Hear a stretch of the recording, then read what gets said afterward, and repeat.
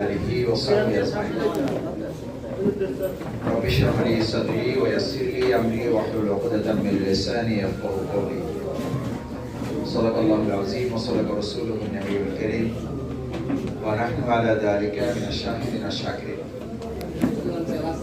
আমাদের প্রিয় সংগঠন শহীদ কাফেলা বাংলাদেশ জামাত ইসলামী ঢাকা মহানগরী দক্ষিণের একটি গুরুত্বপূর্ণ থানা হাজারীবাগ উত্তর থানার উদ্যোগে আয়োজিত আজকের এই বার্ষিক পরিকল্পনা ওরিয়েন্টেশন প্রোগ্রামের সম্মানিত সভাপতি আমার প্রিয় ভাই মাহফুজুর রহমান, আজকের এই প্রোগ্রামের সম্মানিত বিশেষ অতিথি যারা ছিলেন অধ্যাপক নুরুন নবী মানিক, শেখ শরীফুদ্দিন আহমেদ, জনাব আব্দুল বারী আকন সহ সম্মানিত অতিথিবৃন্দ, থানার সম্মানিত সেক্রেটারি সঞ্চালক শহীদুল ইসলাম, উপস্থিত থানা কর্মকর্তা সদস্যবৃন্দ, ওয়ার্ড সভাপতি, সেক্রেটারি এবং আজকের প্রোগ্রামের সম্মানিত ইউনিট সভাপতি, সেক্রেটারি দায়িত্বশীল ভাইরা, আসসালামু আলাইকুম ওয়া রাহমাতুল্লাহি ওয়া বারাকাতুহু। ওয়া আলাইকুম আসসালাম। এক জায়গায় সহাবস্থান করেন, এক জায়গায় মিলিত হন। ওই মিলিত হওয়াটা শুধু দুনিয়ার আরামায়েশ না, ওটা শুধু দুনিয়ার ভোগ না, ওটা শুধু দুনিয়ার উৎসব আনন্দ না, ওটা ইবাদতে পরিণত করে দেন কে? পৃথিবীর সবচেয়ে নিকৃষ্ট জায়গা, সবচেয়ে নিকৃষ্ট জায়গা ওয়াশরুমে যদি আপনি বাম পা দিয়ে ঢোকেন, ডান পা দিয়ে বের হন, রাসূল করিম সাল্লাল্লাহু আলাইহি ওয়াসাল্লামের সুন্নাহ মেনে ওখানকার কাজ সম্পন্ন করেন, ওই নিকৃষ্ট জায়গার কাজটা ইবাদত বানিয়ে দেন কে? আল্লাহ। তাহলে আজকে থেকে এখানে যারা প্রথম সিদ্ধান্ত হচ্ছে আল্লাহর পরিকল্পনা বাস্তবায়নে, আজকের এই ওরিয়েন্টেশনের প্রথম সিদ্ধান্ত হলো আমাদের জীবনের প্রত্যেকটা সেকেন্ড মুহূর্ত হবে ইবাদতের সময়। আমরা 24 ঘন্টা ইবাদত করব, আমরা 24 ঘন্টা আল্লাহর গোলামি করব, আমরা 24 ঘন্টা আল্লাহর পরিকল্পনা বাস্তবায়নে রাজি আছে? রাজি আছেন ইনশাআল্লাহ? ইনশাআল্লাহ রাজি আছেন? তাহলে রিপোর্টে সময় রাখেন কেন? 1 ঘন্টা 20 মিনিট, 33 মিনিট কেন রাখেন? রিপোর্টে সময় লিখতে গিয়ে কেন বলেন ভাই সমাধান তো বুঝি না, কোথায় সমাধানটা কোথায় করব? সমাধান তো এখানে, সমাধান এখান থেকে বের হবে, সমাধান রিকশাওয়ালার সাথে কথা বলুন, জিজ্ঞেস করবেন যে ভাই পরিবর্তিত বাংলাদেশে কি ভাবছেন, কি ভাবছেন, কি চিন্তা করছেন? ও উল্টা আপনাকে জিজ্ঞেস করবে আপনি কি চিন্তা করছেন বলেন, আমারই জিজ্ঞেস করছেন। বলছে হুজুর আপনার তো চেনা চেনা লাগে, আপনি কি চিন্তা করছেন বলেন, দেখে দেখি আপনার সাথে মেলে কিনা। আমি বললাম আমি তো এবার চিন্তা করছি আমি আগে যেগুলো ছিল ওগুলোর পরে মধ্য থেকে একটা দিব, বলছে লাভ হবে না, ওই দিন শেষ। কথা বলতে বলতে আমার জায়গায় আসছি, 50 টাকা ভাড়া 100 টাকা দিছি, ভাই এটা আমি দিলাম, খুশি আপনি যাকে। আর শুধু পিঠে হাত দিয়ে বললাম যে এবার যদি সুযোগ আসে তাহলে ইসলাম বন্ধুদের ভোট দেবেন। কয় হুজুর আপনাকে আগেই আমি সন্দেহ করছি, আগেই আপনাকে সন্দেহ করছি।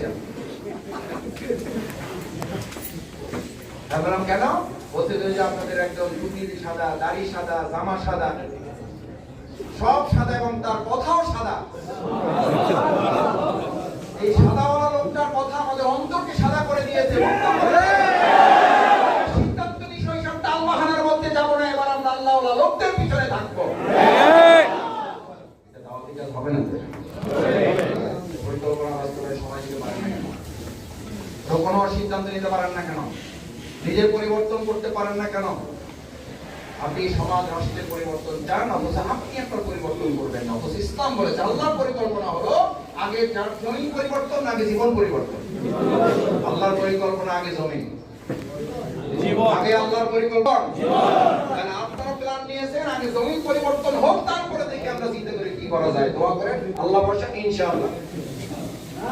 আল্লাহর বিরুদ্ধে অবস্থান করেন, আল্লাহ ত্রহী জীবন যাপনের সিদ্ধান্ত নিয়েছেন।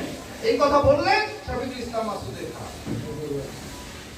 আমার কয়েকজন আছে ভাই আপনার ভক্ত কিন্তু কম দেশে, শফিকুল ইসলাম ভক্তের রাজনীতি যদি করতো তাহলে আরো বহু রাজনীতির রাস্তা আমার জন্য। শফিকুল ইসলাম মাসুদরা দুনিয়ার মানুষের ভক্তের রাজনীতি করে না, আমরা ভক্তের রাজনীতি করি আল্লাহ তাআলার পছন্দ। ভক্ত কমলো না বাড়লো, ফ্যান ফলোয়ার কমলো না বাড়লো, ওই হিসাব করে ইসলামপন্থী ওয়ালারা আল্লাহওয়ালা মানুষেরা, আল্লাহর গোলামেরা এক আল্লাহ ছাড়া ভালোবাসা তার কারো দুনিয়ার ভালোবাসার বড় তারা করে না। ধরে বলেন বুঝে শুনে বলেন। তাহলে কেন সিদ্ধান্ত নিয়েছেন যে ভাই সব ঠিকঠাক হচ্ছে, ইনশাআল্লাহ কি করা যায়, দোয়া করেন আল্লাহ। অথচ আল্লাহ তাআলা বলেছেন জমিন পরিবর্তন হবে না যতক্ষণ তুমি জীবন পরিবর্তন না করবে। আপনি আল্লাহর আইন চান, সত্যকে শাসন চান, অথচ রাসূল সাল্লাল্লাহু আলাইহি ওয়াসাল্লাম বললেন যে জাতি যেরকম আমার পরিকল্পনা হলো, আমি আল্লাহ রাসূল তোমাদেরকে পরিকল্পনা দিচ্ছি যে জাতি যেরকম তার শাসক সেরকম হবে। এবার যদি শাসক খারাপ হয় তাহলে শাসককে গালি দেওয়ার আগে শফিকুল ইসলাম মাসুদকে আগে গালি দিতে হবে। এই সাহস কার আছে যে আমি শাসককে গালি দেওয়ার আগে আমি আমার দিকে তীর নিক্ষেপ করব, আগে আমাকে চিহ্নিত করব। আমি ঠিক হতে পারি নাই বলে ওমরের মতো শাসক আমি তৈরি করতে পারি নাই, আমি ওমরের শাসকের মতো নাগরিক হতে পারি নাই বলে ওমরের শাসক আমরা বাংলাদেশে দিতে পারি নাই। আর এখানে সিদ্ধান্ত নিতে হবে আমরা ওমরের মতো শাসকও চাই, ওমরের শাসকের মর্যাদায় আমরা নিজেদের নাগরিকও বানাতে চাই। পারবেন ইনশাআল্লাহ? পারবেন? এখন দুই দলের মধ্যে প্রতিযোগিতা আছে। কয় দল? সভাপতি, সভাপতি উনি যদি রোপণ না হয় তাহলে আমি যদি আগাই যাই, আমরা করতে হয় না। সভাপতি যারা আছেন তাদের মধ্যে রোপণ যারা, তারা হাত জায়গা। সভাপতি গ্রুপের মধ্যে রোপণ যারা, মাশাআল্লাহ অধিকাংশরাই রোপণ আছে। বাকি যারা আছেন তারা সেক্রেটারিদের এই চাপ সামলাবার কারণে আপনারা রোপণ হয়ে যাবেন ইনশাআল্লাহ। বসেন, আল্লাহ তাআলা শুনছি তো আমরা, চেঞ্জ হন না কেন? চেঞ্জ যদি না হন তাহলে কোরআনের কথা শুনে রাখেন, কোরআনের কথা শুনে রাখেন। সমস্যাটা আমার না, সমস্যাটা মাহফুজ পাইন না, সমস্যাটা বাড়ি পাইন না, সমস্যাটা মুজিব পাইন না, আব্দুর রহমান পাইন না, সমস্যাটা আপনার আমার সমস্যা।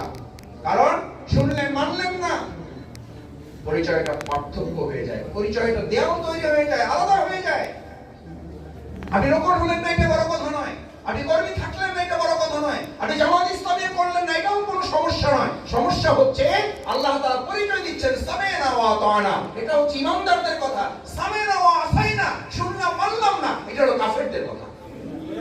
আজ এখানে বলেন আলোচনা শুনবো আর মানবো না, আমরা কাফেরের তালিকায় যাওয়ার জন্য এসেছি নাকি সামি'না ওয়া আতা'না শুনবো এবং মানবো এবং ভিত্তি করার জন্য এসেছি?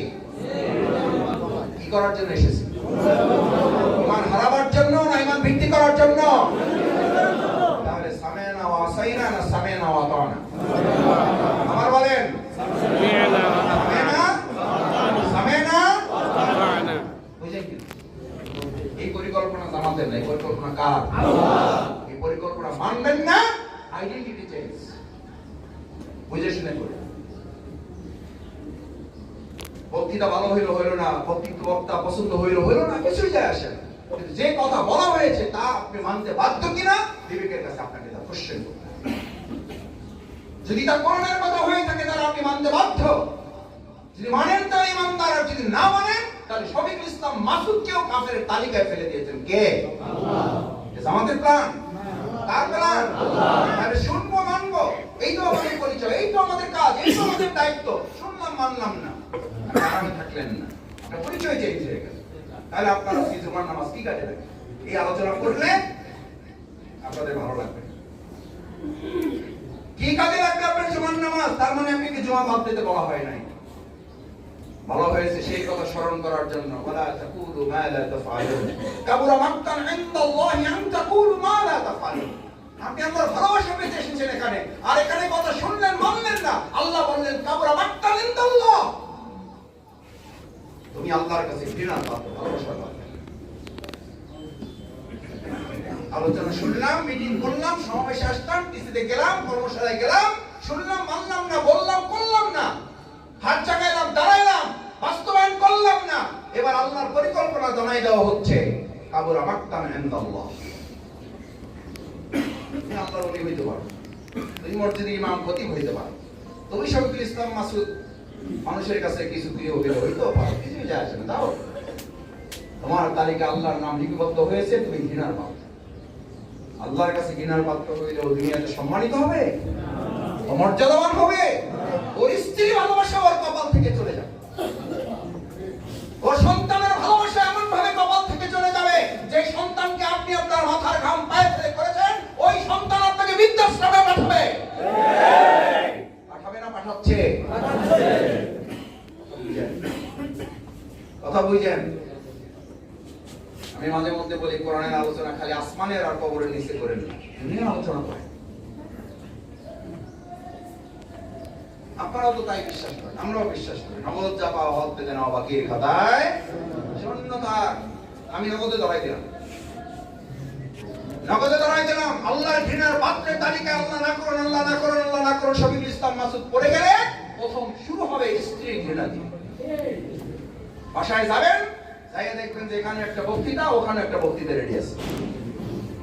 আছে না নাই? কয় আছে। আইলুন ফিল আরদে খলিফা, ওকে তো আল্লাহ প্রতিনিধি করে পাঠায়। ওরে পাঠাইছে সিংহের রাজা করে পাঠাইছে, ঠিক আছে, বনে পশুর রাজা তুই যা, তোর ওই মর্যাদা সম্মান দিলাম, ওইটা করে কাজ। আপনাকে তো আল্লাহ মর্যাদা দিয়েছেন, আল্লাহ তাআলা কাররামনা বানি আদম, কারীম শব্দের সাথে আপনাকে সংযুক্ত করে দেওয়া হয়েছে। এই মর্যাদা যার যত বেশি, তার দায়িত্ব তত কম। কম সেই দায়িত্ব পালনেই তো আপনাকে সিদ্ধান্ত নিতে হবে। তাহলে তৃতীয় আল্লাহর পরিকল্পনা হলো শুধু আপনি পরিবর্তিত হলে হবে না, আপনাকে দায়িত্বই দেওয়া হয়েছে আপনার জীবনে ইসলাম প্রতিষ্ঠিত করার পর এবার আপনি সিদ্ধান্ত নেবেন আপনার জমিনে ইসলামকে বিজয়ী করার। দেখে ইনশাআল্লাহ পারবেন? ইনশাআল্লাহ হাজারীবাগ উত্তর হবে ঢাকা মহানগরীর মডেল থানা, ইনশাআল্লাহ। এবার চতুর্থ পরিকল্পনা বলে শেষ করি। চতুর্থ পরিকল্পনা কি? আল্লাহ তাআলা কোরআনে পরিষ্কার বলেছেন, ওয়াজাহিদুনা ফি সাবিলিল্লাহি বিআমওয়ালিকুম ওয়া আনফুসিকুম। তোমরা লড়াই করো, সংগ্রাম করো বিজয়ের জন্য, আল্লাহর জমিনকে, আল্লাহর জমিন, আল্লাহর দ্বীনকে বিজয় করার জন্য। সমস্ত মতভেদের, সমস্ত জমির উপর বলা হয়নি, সমস্ত মতবাদের উপর, সমস্ত মানুষের তৈরি করা মতবাদের উপরে দ্বীনকে বিজয় করে। সেই লড়াইয়ে আল্লাহ তাআলা বক্তব্য হলো তোমরা জান এবং মাল দিয়ে লড়ো। কি বলেন, ঠিক না বেঠি? জান এবং মাল না মাল এবং জান? আপনারা এটা মাঝে মধ্যে কেন বলেন? জামাতের কোন প্রোগ্রামে গেলে টাকা পয়সার আলোচনা ছাড়া শেষ করে। আরে ভাই, আল্লাহ তাআলাই তো শেষ করেন নাই, আল্লাহ শুরুই করেছেন তো মাল দিয়ে। সেই ক্ষেত্রে বরং জামাতের নেতাদেরকে ধরবেন যে ভাই আপনারা তো উল্টা নীতি, আল্লাহর উল্টা নীতিতে যারা, আল্লাহর উল্টা প্ল্যান আপনারা বলতেছেন। আমরাও তো এই কথাই বলেন, আমরা তো এই কথা বলতে অভ্যস্ত হয়ে গেছি। কি বলি? আমাদের জান এবং মাল দিতে হবে। আজকের পরিকল্পনা হবে এটা চেঞ্জ করে মাল এবং জান, মাল এবং জান, মাল এবং জান। এখন একটু চুপচাপ হয়ে গেছে, কোন দিকে যে কখন বক্তৃতা চলে যায়। ভাই আমাদের দায়িত্ব বক্তৃতা দেওয়া না ভাই। আমি বলছি যে শেখ হাসিনাও গেছে, ব্যবসাও বন্ধ, পুঁজি নাই, ব্যবসা করবো। পুঁজি ছিল কে? ঠিক আছে, পুঁজি নাই, মূলধন শেষ।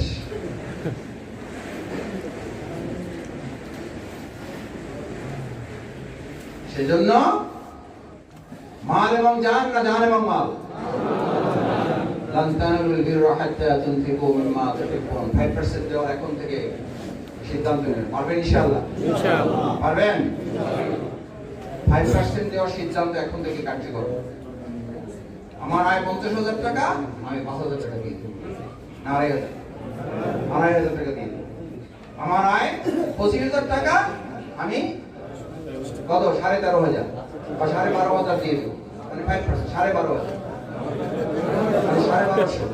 12,500 দিয়ে। পারবেন ইনশাআল্লাহ? আমার আয় 10,000, আমি 500 দিয়ে দেব। পারবেন ইনশাআল্লাহ?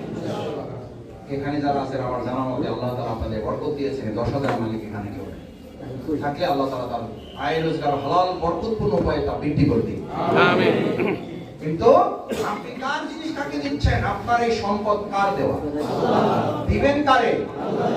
আপনি মাঝখানে, আপনি হলেন শুধু ভায়া, আপনি তো মিডিয়া শুধু, আর কিছু না। আপনাকে সিদ্ধান্ত নিতে হবে আপনি কারুনের পথে যাবেন নাকি ওসমানের পথে যাবেন। কারণ শুধু মাটির নিচে যাইতে থাকবে আর ওসমানের অ্যাকাউন্ট শুধু বাড়তে থাকবে। আমরা ওসমানের তরিকা না কারুনের তরিকা? তাহলে দিবেন না ভোগ করবেন? আমরা ভোগের রাজনীতি থেকে বাংলাদেশ জামাত ইসলামী এমন ভাবে এই দেশে চালু করবে যে ভোগের রাজনীতির কমানো চালু করে ত্যাগ এবং কোরবানির রাজনীতি চালু হবে। এই ত্যাগ এবং কোরবানির রাজনীতিকে মোকাবেলা করার জন্য ভোগবাদী কোনো রাজনৈতিক দল আমাদের মোকাবেলা করতে পারবে না। যারা ভোগ করে তারা দুর্বল, যারা ত্যাগ করে তারা সব সময় শক্তিশালী থাকে। এই শক্তিশালী হতে পারবেন ইনশাআল্লাহ? ভোগ করে শক্তিশালী হয় না, ত্যাগ করে শক্তিশালী হয়। আমরা ভোগে বিশ্বাসী না ত্যাগে বিশ্বাসী? তাই হয় তাহলে বাংলাদেশ জামাত ইসলামী বাংলাদেশের 18 কোটি জনগণের সমর্থন নিয়ে দেশে ইসলাম বিজয় করবে। সেই পরিকল্পনা বাস্তবায়নে আপনাদের সহযোগিতা কামনা করে আবারও আপনারা কষ্ট করে সেই সকাল 7টা থেকে এখানে অবস্থান করছেন। আল্লাহ তাআলা আপনাদের সময়কে দুনিয়া এবং পরকালের কল্যাণের জন্য কবুল করুন। সুবহানাল্লাহি ওয়া বিহামদিহি আশহাদু আল্লা ইলাহা ইল্লা আনতা আস্তাগফিরুকা ওয়া আতুবু ইলাইক। আসসালামু আলাইকুম ওয়া রাহমাতুল্লাহি ওয়া বারাকাতুহু।